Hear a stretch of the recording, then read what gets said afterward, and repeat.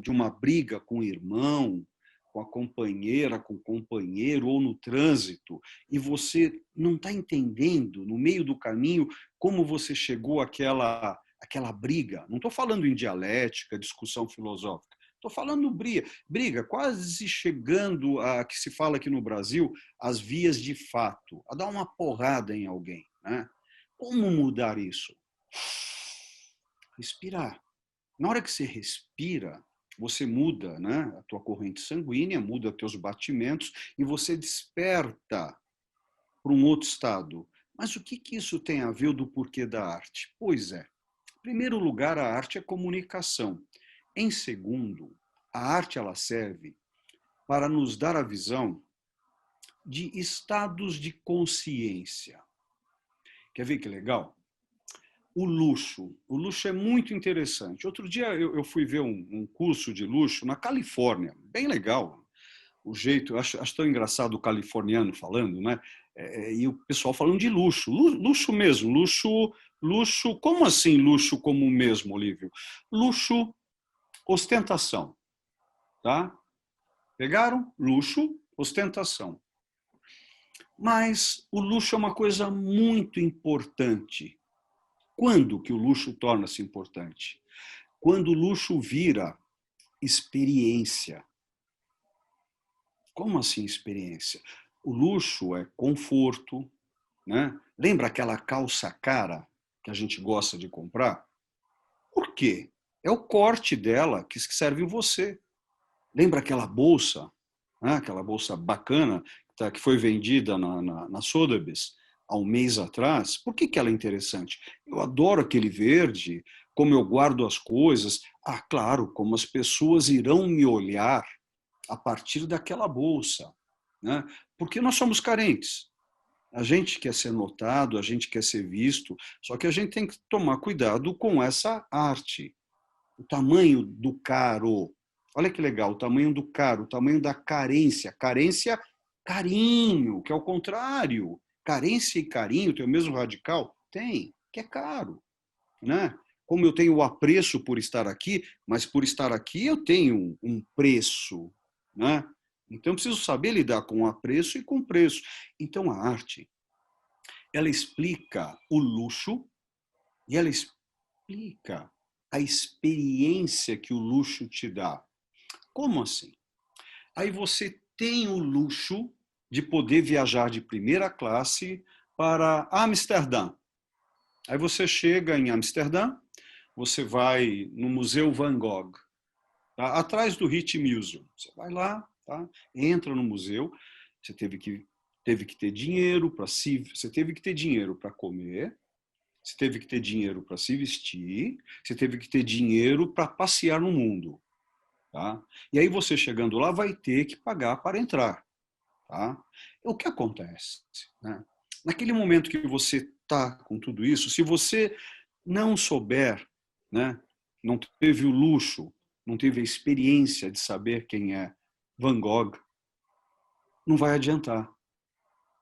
Você não vai entender quando ele pinta aquela obra, né, onde você vê ele no quarto dele, com uma cadeira vazia, quer dizer que ele estava esperando até o irmão chegar, que não chegou, a janela entreaberta, né, porque ele tinha cortado a sua orelha, ele estava machucado, né, e aí você começa a perceber que aqueles tons que ele usa no quarto dele tem tudo a ver com uma arte chamada expressionismo, que trata da expressão.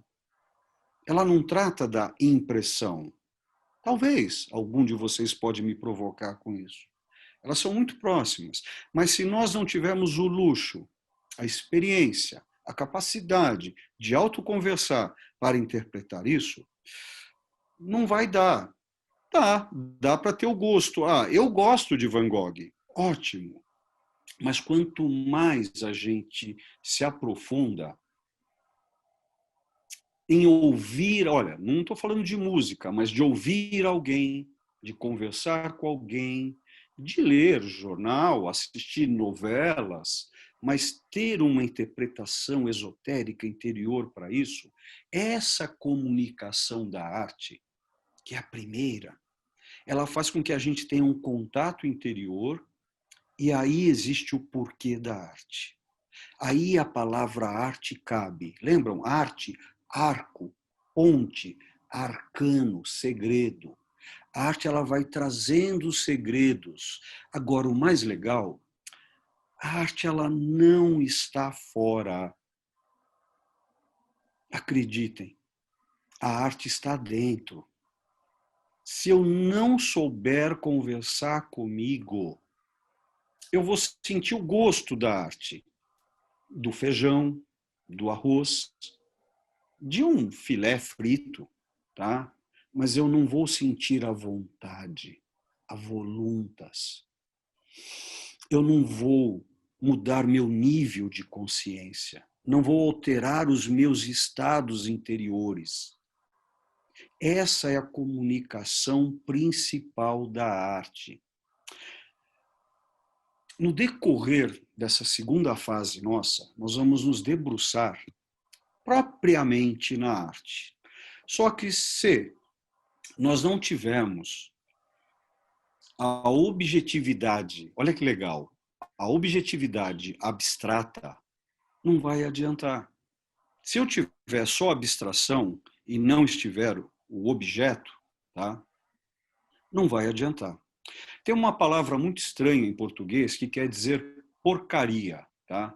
É chamada de abjato. Só que eu gosto muito, nos meus cursos, de falar sobre objeto e abjato. Porque jato, do latim, que vem do grego, significa executar. Por isso que você tem o objeto. Ele existe per si. Você tem o objeto. Mas eu estou segurando um copo, que é um abjato, que não é o objeto. Se você sabe trabalhar isso dentro de você, você compreende a abstração. Você compreende essa atração. Você tem realmente um prazer dentro de você. E nesse momento, ao estudar, ao ler, ao ver, ao tocar a arte, você não estará tocando a ostentação, mas sim um luxo que é a experiência dele. A arte, ela serve para revelação. Ela tem que nos revelar. E se vai revelar é porque está velado. Tem véus. Ela está oculta, né? Os grandes mistérios, Einstein falava muito isso. Qual o motivo da vida? Desvendar os grandes mistérios, os pequenos, mas desvendar o mister. Mistério vem de onde? Vem de mister do latim, que quer dizer o quê? Fundamental. É o momento que a gente tem um salto. Então, para que a arte? Para modificar, se preparem, os nossos problemas. Eu já falei uma vez aqui. Nós somos o tamanho dos nossos problemas. Não é bom ter problemas pequenos, mas é horrível ter problemas grandes? Pois é, né?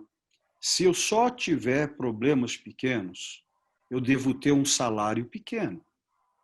Quanto maior é o meu salário, quanto melhor eu sei resolver problemas. Emblemas. Eu tenho um emblema, que ele é marco, ele é marcado, mas ele vai se tornar problema. Porque eu não tenho a consciência de mim para entender aquele emblema. Eu tenho que tentar sacar isso dentro de mim. E aí, a arte ela vai nos produzir este estado quando eu converso comigo. Ela serve para isso. Ó, a primeira galeria, o nome galeria, foi colocado no Partenon. Lembram o Partenon, na Grécia? Tá? Foi lá. Lá era chamado de galeria. É o pré-átrium, átrium entrada. Ali se preparava para ver a deusa que estava lá dentro. Então aquilo não era um museu, aquilo era um templo. Como até hoje ainda, quando nós entramos no museu, nós queremos silêncio. Por quê? Porque eu quero olha essa palavra que magnífica, eu quero me identificar. Idêntico, id, Freud, id. Eu quero buscar essa minha origem para poder compreender talvez o meu ego e o meu superego. Então eu preciso do silêncio, porque aquela arte dentro daquele museu que foi originado num templo me levará a um contato comigo e, conforme for, um contato com algo maior, que é o que eu quero. E o outro motivo fundamental para a arte, ela preenche. Qual o maior problema que cada um de nós tem? Olha só, o pior problema é o vazio. Lembram desse sentimento? Quando eu perdi algo que eu tinha, para tocar muito, perdi um amor. Lembram quando vocês perderam um amor? Como foi aquele vazio? Né? Eu perdi a bolsa, um negócio que eu estava investindo em algumas ações e perdi aquele dinheiro ia me propiciar comprar um carro novo, porque eu preciso preencher o meu vazio do carro novo. Eu preciso preencher o meu vazio da casa nova. Eu preciso preencher o meu vazio de uma blusa nova. Eu preciso... Opa! De onde vem o vazio? Do estômago. É o primeiro vazio a ser preenchido. Aí vem uma dorzinha. Opa, está na hora de comer, está na hora de beber. Aí eu preencho. Acontece a mesma coisa com a vida, o espírito, a alma e a arte. Ela preenche, ou melhor ainda, por quê? Ou com o que ela preenche? Olha que legal. Consigo próprio. É no feedback. Quando você faz a leitura de si na obra de arte que você está vendo. Obra de arte enquanto fala. Como assim fala? Pelo que eu compreendo até hoje, vocês vão me entender. Eu sou um historiador. E quanto mais eu estudo história, eu percebo que eu estou errado. Lembra a primeira aula? Errado, errate, um. Um vezes um, um. Tá? Então, errado quer dizer para mim mudança. É muito difícil estudar a história, portanto, o passado, com a compreensão que eu tenho hoje. É quase que impossível retornar, porque nós nunca vimos, né? Então, são traduções que, primeiro, lembram? Tradução do latim e italiano traire. Traduzir é trair, porque eu não sei escrever sem me colocar na tradução. E vocês sabem que eu não acredito em sinônimo, mas eu tenho que usar sinônimos. Então, quando eu começo a estudar a escrita, eu percebo que a oralidade era a primeira forma de arte. Tá? Passar as mensagens através de orações. E, portanto, para passar a partir de orações, eu preciso de musicalidade. Como que eu tenho a música? Qual que é a primeira percussão? É ouvir o meu coração. Então, as poesias. Eu não sei o quanto vocês gostam de poesia aqui, tá? Mas às vezes a gente gosta de alguém pela poesia. Poesia é uma palavra grega que quer dizer fazer. Não quer dizer ser poeta, viajar, não. No grego, poiesis, tá? É fazer, é realizar. Não é ser platônico, abstrair, tá? Estão ensinando algumas coisas equivocadas para a gente. Tá? Então, a poesia, ela tem uma coisa interessante. Ela pede métrica, matemática, pulsação. Eu não sei se vocês estão reparando, dos anos 60, 50 para cá, as poesias não têm mais métricas. Vamos falar de uma poesia com métrica. A comédia, escrita no século XIII por Durante Alighieri, só adquiriu o epíteto de A Divina em 1555. Tá? Esse cara, ele escreve a poesia de uma tal forma com a métrica que é a base até hoje do idioma da língua italiana. Foi que um cara de um olho só, Camões, fez com as poesias dos Lusíadas.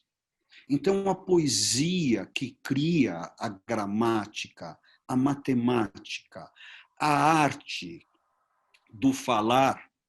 Ó, eu estarei lá ontem. Claro que eu estarei lá ontem. Como isso é cacofônico, né? Mas, se eu tiver máquina do tempo, eu posso voltar. Eu não tenho. Então, a primeira arte, eu volto, é conversar consigo para tentar entender o vazio. E quando esse vazio é preenchido, se ele é, que ele também não dura muito, né? Lembra que nós vamos ao restaurante. Por que nós vamos ao restaurante? Porque precisamos nos restaurar, né? Porque eu preciso estar me restaurando com a alimentação. E eu preciso estar me restaurando com a cultura. Eu preciso estar conversando comigo. Eu estou certo enquanto estou certo. Eu estou errado enquanto estou errado. A mutabilidade, ela é única. Ela ocorre o tempo todo. Porquê da arte? Preenchimento. Primeiro ela comunica, depois ela preenche, e aí eu posso começar a tentar entender um tratado de 30 mil anos, da entrada de uma caverna do período parietal. Quando nós formos falar agora da pintura das cavernas, nós vamos falar das pessoas, a partir de um aprofundamento maior. Quando nós formos falar da cidade, as cidades-estado ou cidades-estados, né, nós vamos compreender de onde veio a cidade, o que é um sumério, um egípcio, um grego. Tá? É muita matéria, mas ainda nós estamos, né, em 180 graus e tentando fechar nos ângulos. Né?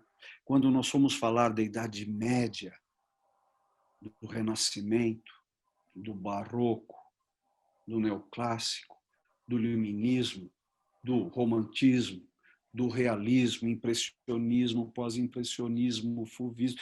Quando nós fomos definindo essa questão chamada moderna, né? Moderno é muito louco falar de moderno hoje, porque o moderno, enquanto história, é de 1453, o período moderno. O período contemporâneo em história é em 1789. Então, as palavras, elas têm a sua localização.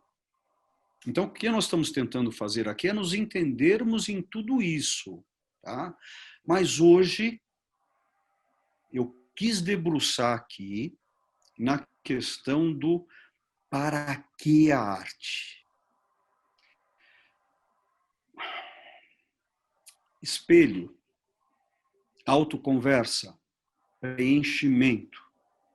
Quando eu abro esse...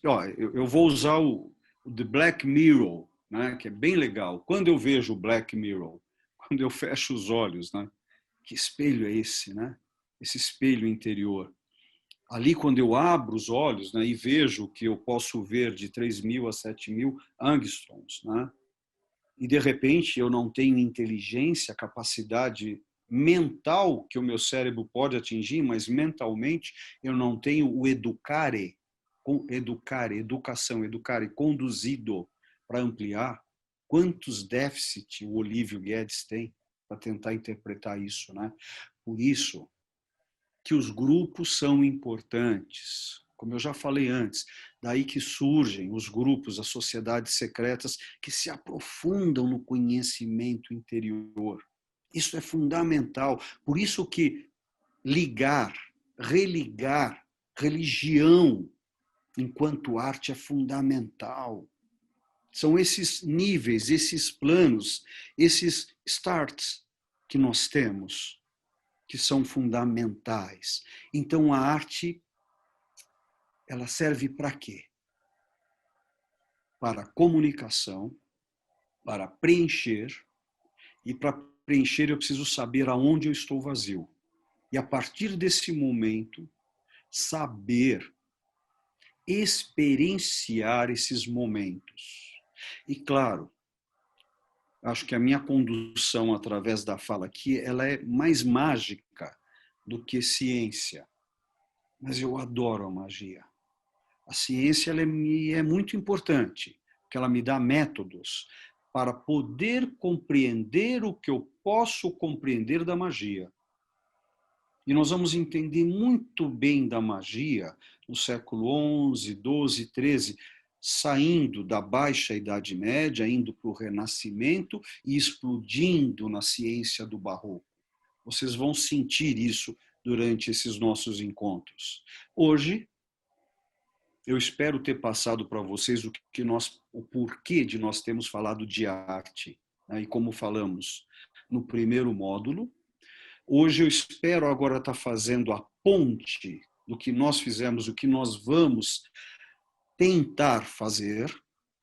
Eu espero conseguir atingir vocês, né? Porque eu preciso primeiro me atingir, eu preciso estar no insight do dia, né?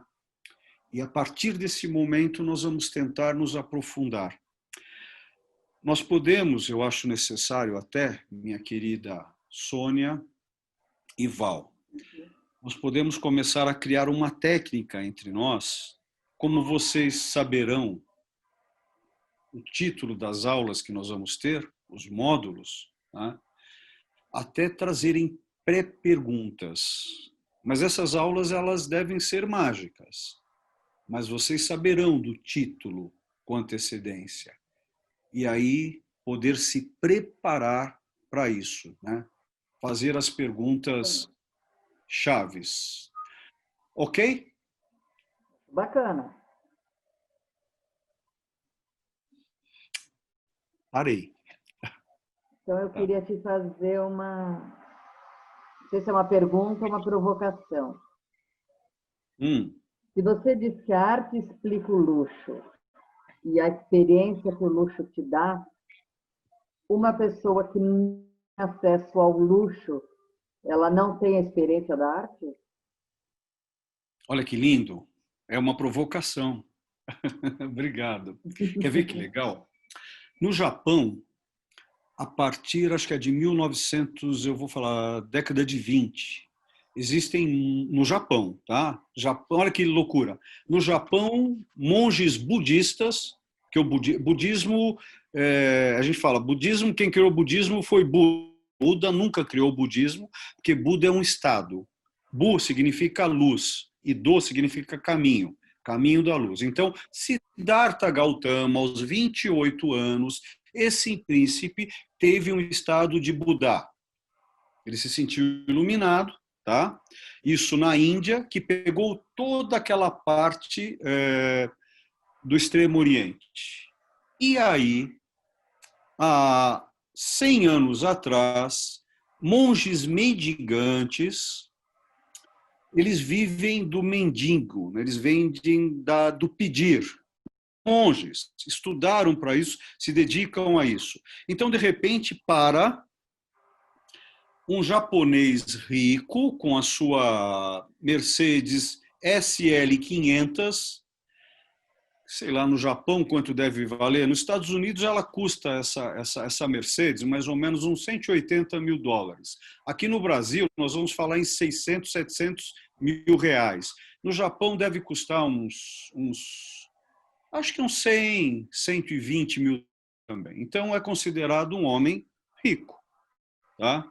Então esse homem rico ele para, tá? Talvez ele esteja dirigindo o carro ou não, porque ele pode ter um motorista, para dar um dinheiro a esse monge. Por que ele faz isso? Ele espera obter com essa tzedakah, com esse dinheiro, ele pretende ter um talismã, pretende ter uma sorte para conseguir para ele, Soninha, mais dinheiro.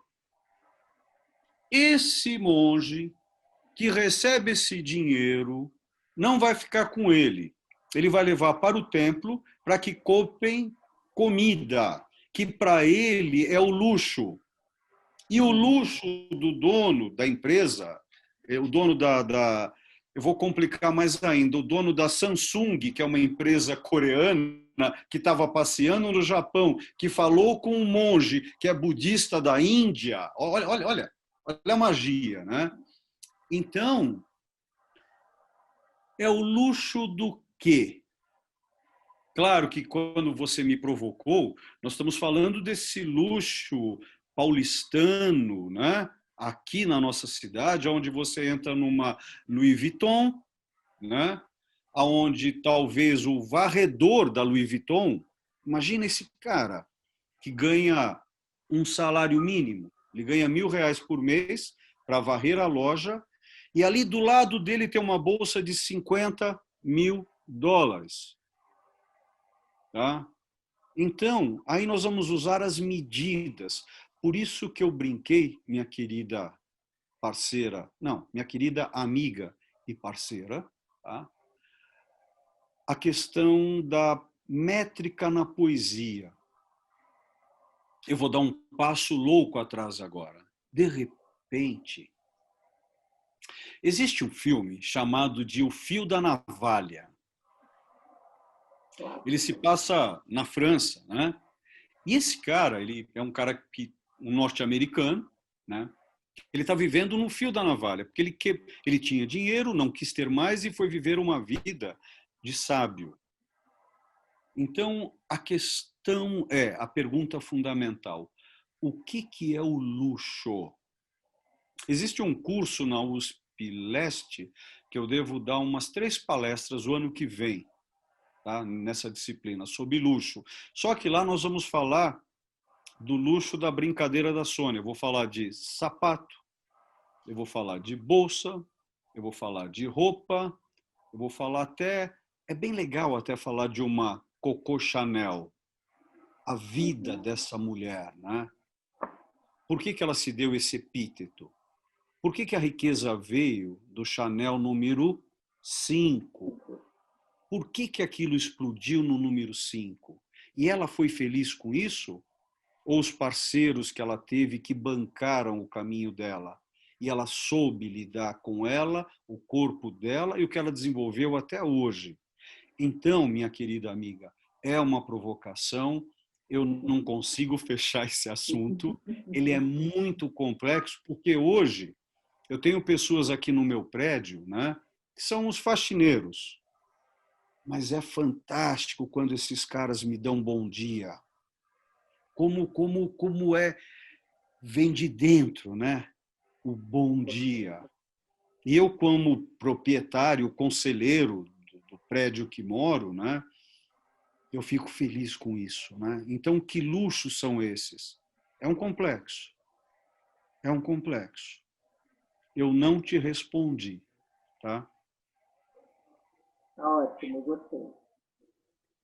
É. A Luciana, ela escreveu o seguinte: boa noite. Ele falou que, em primeiro, arte é comunicação.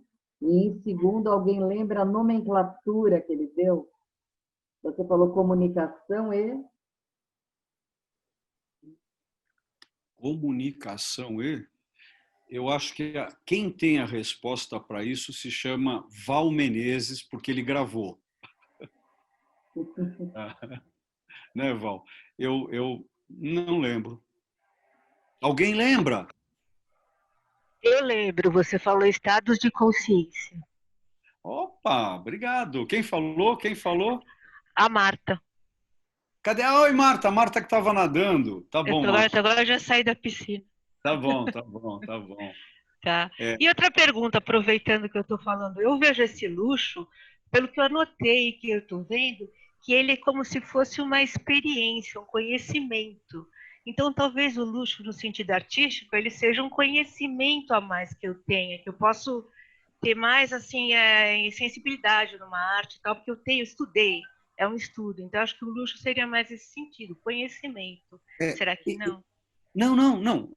Olha que legal. Você está perguntando, está afirmando e desafirmando. É esse movimento. É isso legal, É. Marta. A história toda tem determinados momentos na vida que a gente tem que, na hora que você liga para mim e fala, Olívio, eu preciso de uma avaliação da minha obra de arte porque eu herdei da minha avó. Isso vai ser muito importante para a minha família porque estamos fazendo um inventário. Nesse momento, você está contratando o Olívio, né, que aí é esse historiador Marchand, para te dar um valor financeiro que poderá mudar certas questões na divisão do inventário da família. Então, eu tenho que ser ali totalmente realista. Ali não tem essa brincadeira que nós fazemos aqui, que é a brincadeira que eu acho mais interessante na vida, né? Que é esse movimento. Agora, o luxo por luxo, ele é ostentação, que não é algo ruim, porque eu preciso do carinho, do olhar alheio. Eu preciso desse carinho, tá? Porém, o que você colocou que é muito legal e legal que você não me ouviu, você me escutou, tá? O pulo do gato é ostentação virar experiência.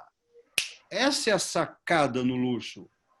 Quando você coloca algo que seja uma joia, lembram a palavra acessório? Aquilo que te dá acesso. Se você coloca um determinado. Eu lembro, gente, como foi difícil para mim comprar a minha primeira jaqueta de couro, porque ela tinha todo um simbolismo para mim. Eu acho que eu ia virar mais macho tendo uma jaqueta de couro preta, sabe? Na época era isso. Então, James naquele Dean. momento que eu consegui. O quê? O quê? Ia virar um James Dean. Eu, olha, e claro, eu estava usando o que por debaixo da jaqueta preta de couro? Uma camiseta Hering branca. Era, você pegou, Soninha. Era exatamente, eu queria me identificar com ele. É claro que eu queria, né? Então, naquela época, eu corria de moto, eu corria de carro, eu queria essa identificação. Então, esse luxo ele pode ser transformador. Esse é o ponto. Então, olha que legal agora, pegando a Marta, pegando a Sônia, né, e tentando interpretar esses níveis de consciência. A grande sacada é utilizar isso. E a arte, a história da arte, é como a história do antiquariato. É mágico esses objetos do antiquariato. Eles trazem uma condição tão profunda que às vezes é difícil de se entender, sabe? É isso, Marta. É isso aí. Estados de Posso perguntar? consciência. Posso falar? Val, a Cláudia, você corta. Tá, fala. Às vezes eu escutando você falar, eu acho que eu tenho uma sensação que você humaniza a arte. Quando você fala da arte como comunicação, como um desvelar de emoções, de conteúdos. E só que aí me surge uma dúvida, como conciliar isso que você fala como se fosse um processo humano com uma situação, quando você fala do luxo ou quando a gente vê tanta pobreza, tanta distância das pessoas com esses conteúdos que são produzidos. Eu estou lembrando na sua galeria uma vez que você falou o quanto que você pagava de IPTU, por exemplo, na sua galeria. Então, assim, como que você junta essa questão humana da arte inerente ao ser humano com essa questão material e financeira? Na verdade, eu acho que no fundo a pergunta é essa. Uau. Olha que legal. Cláudia, como eu tenho um autoconhecimento muito profundo e sei tudo de mim, eu não sei, tá? Mas agora, tendo uma troca com você, né? Eu acho que é uma complexidade de tudo isso, né? Então, muitas vezes, eu me engano e vou assistir um filme na Netflix. Porque o que você está me trazendo Olha que contraditório. Eu vou morder. Gente, eu mordo muito a língua, tá? Eu entro muito em contradição. Então, quando você me faz uma pergunta dessa, eu não fico vazio. Eu fico cheio demais. Eu fico empanturrado por perceber que para te dar uma resposta sobre isso, eu teria que ter muito tempo, mas eu não acho legal esse tipo de respostas. Olha, eu preciso de muito tempo para poder te dar essa resposta, senhora artista Cláudia, né? Cláudia, né? Então, a questão é que eu acho que para ter esse tipo de... Essa palavra é complicada para mim, ela é muito complicada. Para ter esse tipo de julgamento, para tentar entender esses pesos, eu gosto muito da palavra... vamos entrar um pouco na transdisciplinaridade. O que faz a transdisciplinaridade? Né? Ela atravessa as coisas, ela entende entre as coisas. E por causa disso eu gosto muito da palavra, né?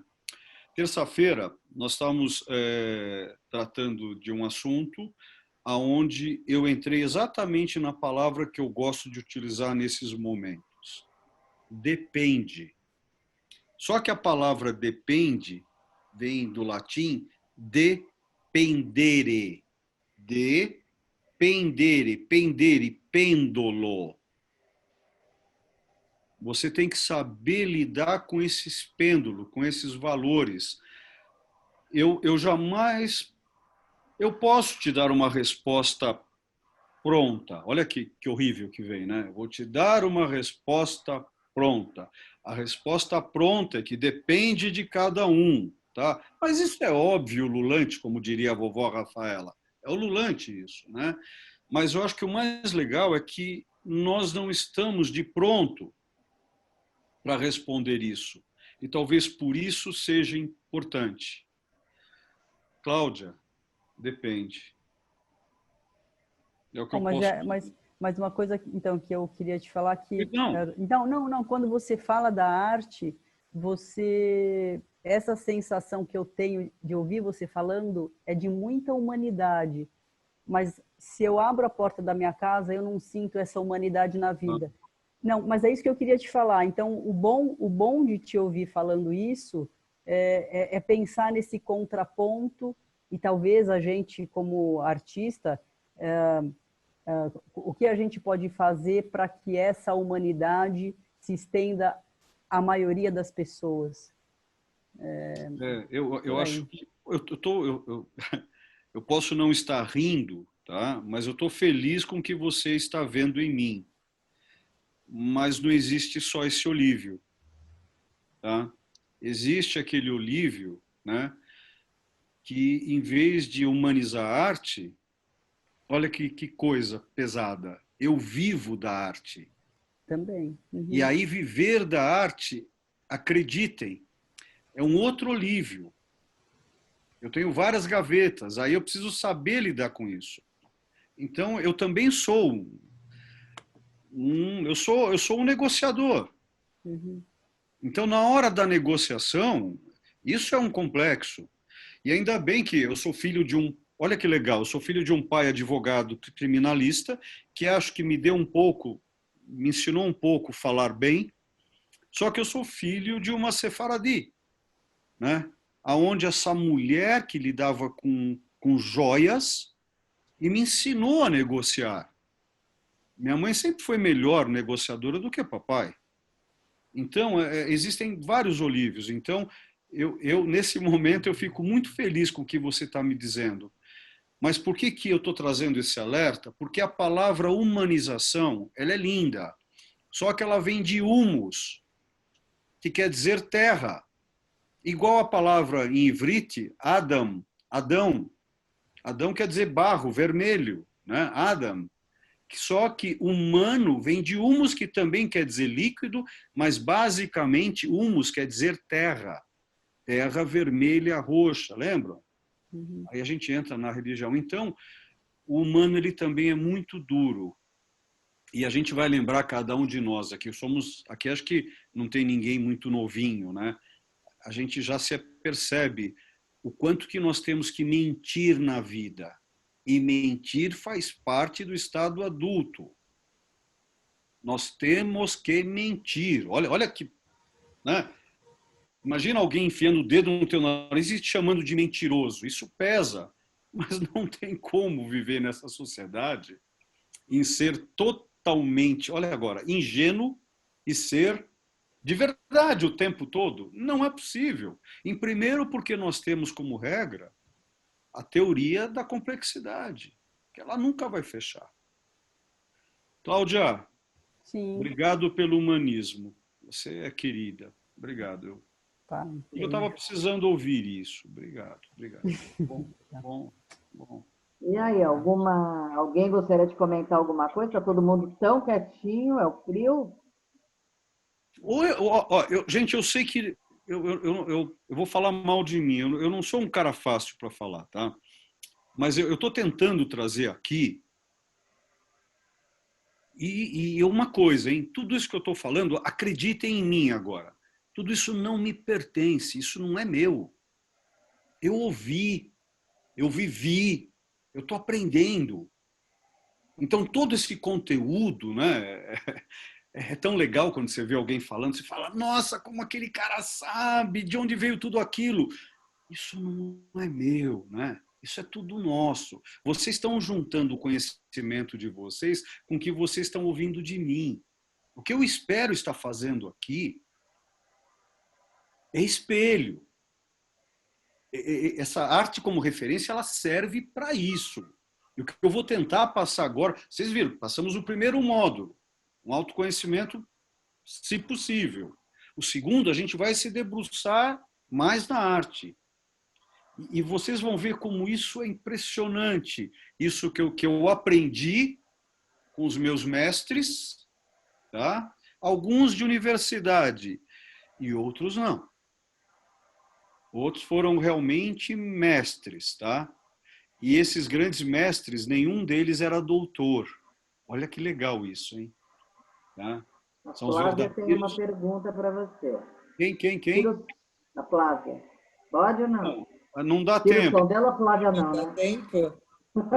Fala, Flavinha, óculos.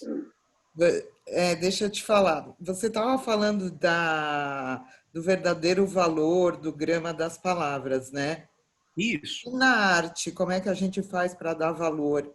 E aí você falou do Van Gogh. Aí eu lembrei que o Van Gogh, na época que ele pintava, ninguém dava valor para a arte dele. E por que hoje a arte dele é tão impressionante? Olha, Isso. nossa, eu vou te responder bem rápido agora, porque vai ter uma das aulas, a gente vai se debruçar, eu vou trazer aqui, hoje eu estou achando até estranho que a Sônia não brigou comigo ainda, né? Sônia, não teve figurinha. Vou brigar depois, não teve nenhuma figurinha. Não teve figurinha. Então, Flavinha, vai ter uma aula que eu vou me debruçar e vai ser na última aula, onde nós vamos entrar na teoria de valores, mas eu quero adiantar um pouquinho para você. A arte, ela tem essa questão de valor, em primeiro lugar, ela tem, olha só que coisa, ela tem um grupo eleito que elege essa obra para ser cara. Você está entendendo? Tem um grupo. Qual é esse grupo? Os curadores, diretores de museus, os escritores.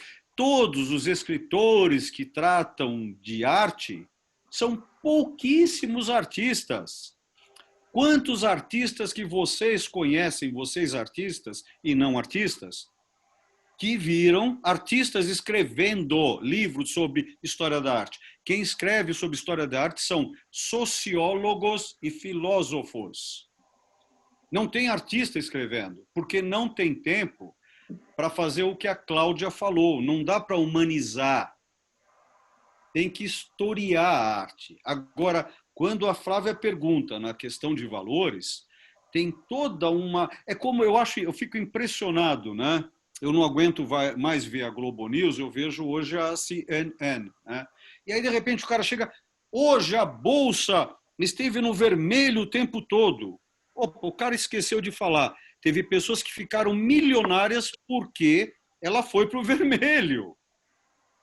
Não, mas a Bolsa tem que ficar o tempo todo no alto? É impossível. Então, A arte ela tem que ter essa oscilação.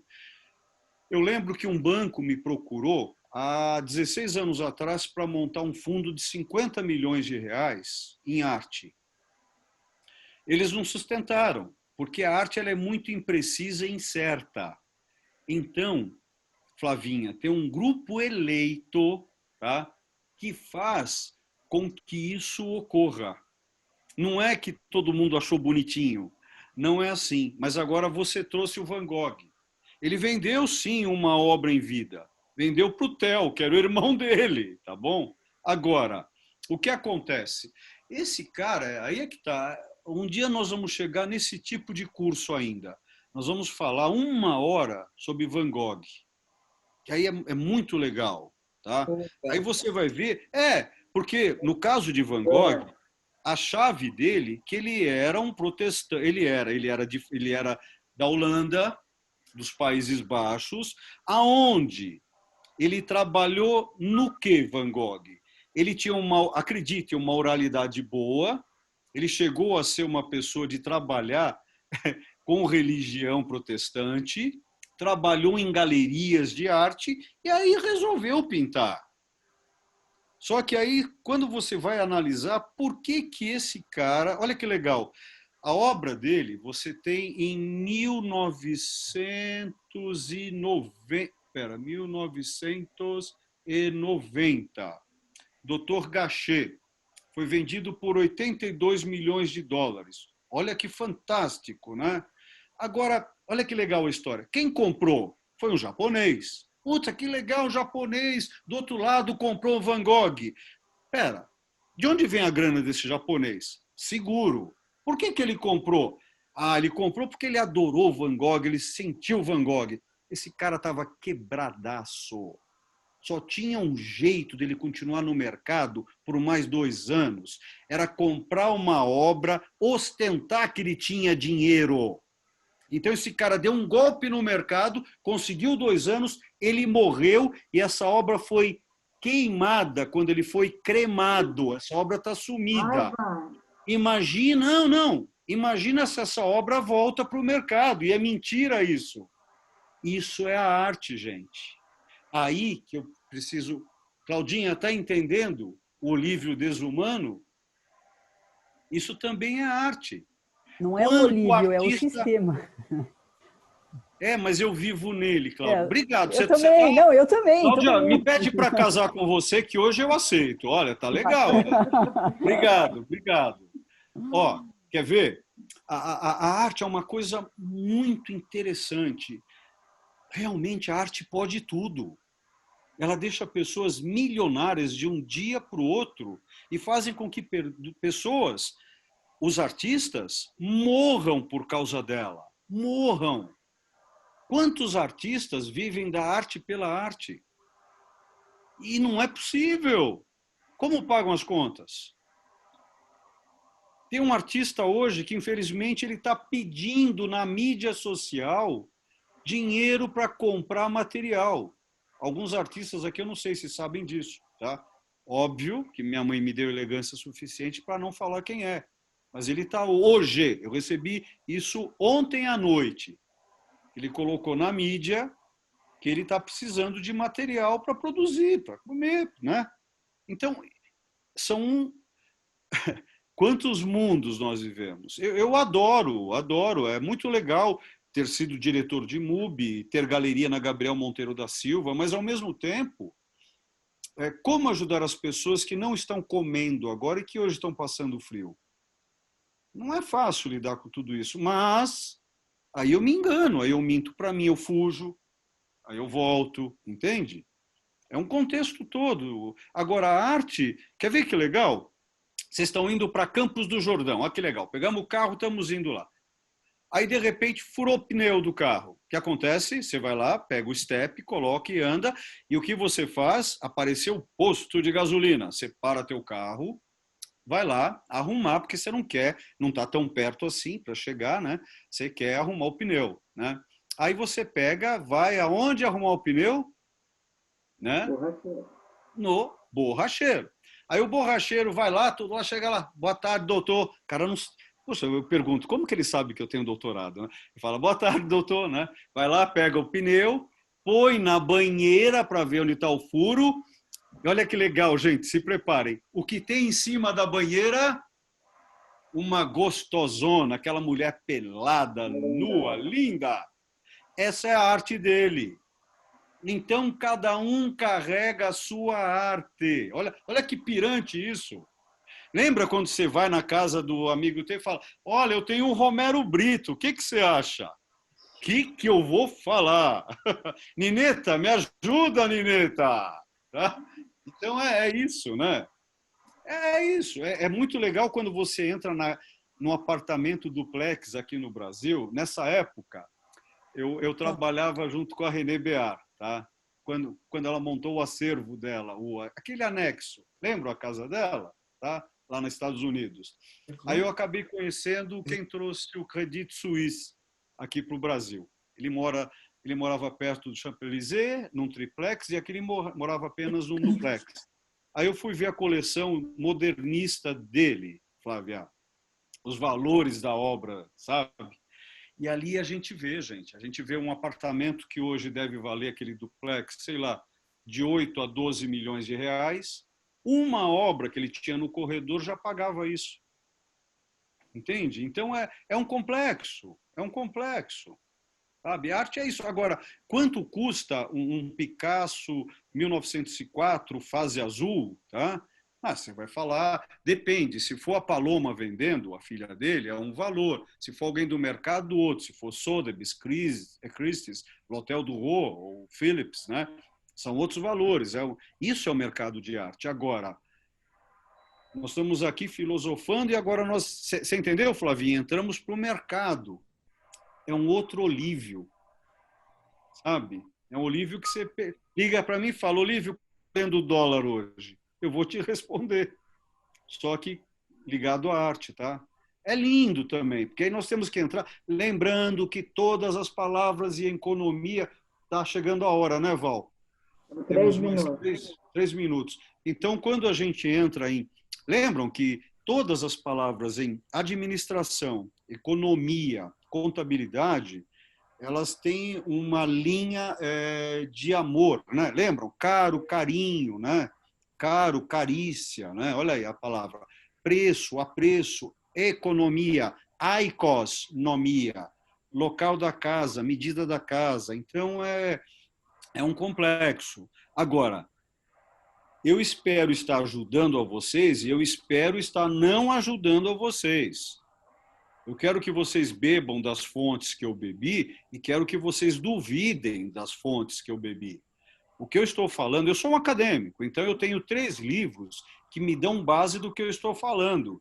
Mas aí, e quando a gente começa a se perguntar, será que esses 3 livros, desses 3 doutores, eles também estão certos ainda hoje? Pois é um complexo. Sônia, acho que é time, é tempo. Hoje, né? nós temos horário para terminar, porque nós precisamos da plataforma, mas de qualquer forma, foi uma O que é delícia. plataforma, qualquer forma... Ah, tá. Eu estou fazendo uma poesia. Ah, é legal. Te adoro. Tá bom, meninos, Então, meninas, todos. vamos. Liga Até os sons quinta aí, que Val. Eu vem. quero ouvir todo mundo gritando aí. Liga o som, Valzinho. Liga. Tchau, Aí. boa semana. Ô, Jorge, Tchau, conseguiu gente. entrar, Jorge? Obrigado, Que bom que Olívio. você entrou, cara. Que bom que você entrou. Consegui. Boa noite. Consegui, pô. Boa noite. Foi ótimo, parabéns. Adorei a aula. Obrigado, tudo de bom para vocês aí. Muito bom. E a semana Boa que noite, vem obrigada. é arte mesmo, é pauleira, tá bom, gente? Obrigada. Obrigado, Olívio. Obrigado, tudo de bom, Olívio. Nada. Tchau, tchau. Tchau. Tchau. Beijo pra todos.